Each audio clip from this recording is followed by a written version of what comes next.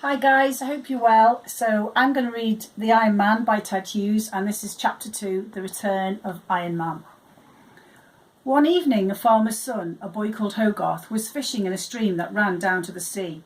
It was growing too dark to fish, his hook was getting caught in the weeds and bushes. So he stopped fishing and came up from the stream and stood listening to the owls in the wood further up the valley and to the sea behind him.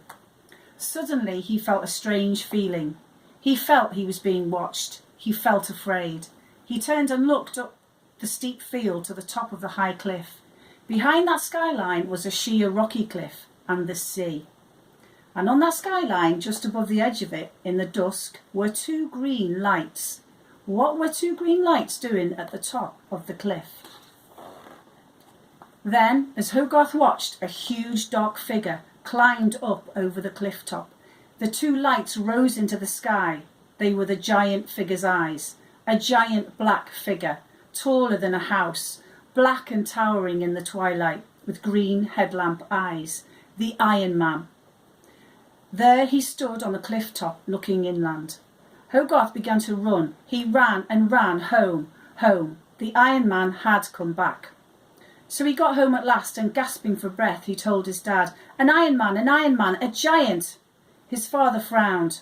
His mother grew pale. His little sister began to cry. His father took down the double-barreled gun. He believed his son. He went out.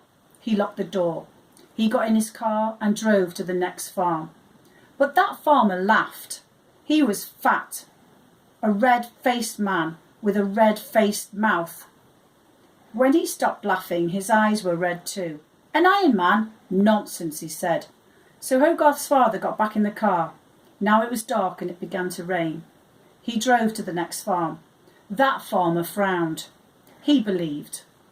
Tomorrow, he said, we must see what he is, this Iron Man. His feet will have left tracks in the earth. So Hogarth's father again got back into the car, but as he turned the car in the yard, he saw a strange thing in the headlamps. Half a tractor lay there, just half. Chopped clean off, the other half missing. He got out of his car and the other farmer came to look too. The tractor had been bitten off. There were big teeth marks in the steel. No explanation. The two men looked at each other. They were puzzled and afraid. What could have bitten the tractor in two? There in the yard, in the rain, in the night, while they'd been talking inside the house, the farmer ran in and bolted his door. Hogarth's father jumped into his car and drove off into the night, and the rain as fast as he could, homeward. The rain poured down. Hogarth's father drove hard. The headlights lit up the road and bushes. Suddenly, two headlamps in the tall treetop at the roadside ahead. Headlamps in a treetop? How? Hogarth's father slowed, peering up to see what the lights might be, up there in the treetop. As he slowed, a giant iron foot came down in the middle of the road. A foot as big as a single bed, and headlamps came down closer, and a giant hand reached down towards the windshield. The Iron Man. Hogarth's father put on speed. He aimed his car at the foot.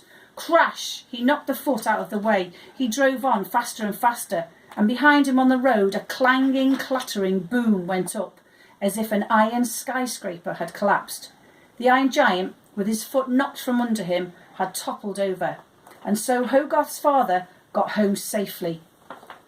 But next morning all the farmers were shouting with anger. Where were their tractors, their earth diggers, their ploughs, their harrows? From every farm in the region, all the steel and iron farm machinery had gone. Where to? Who had stolen it all? And I'm going to leave it there. Thanks very much, guys. Hope you're keeping well. See you soon. Bye.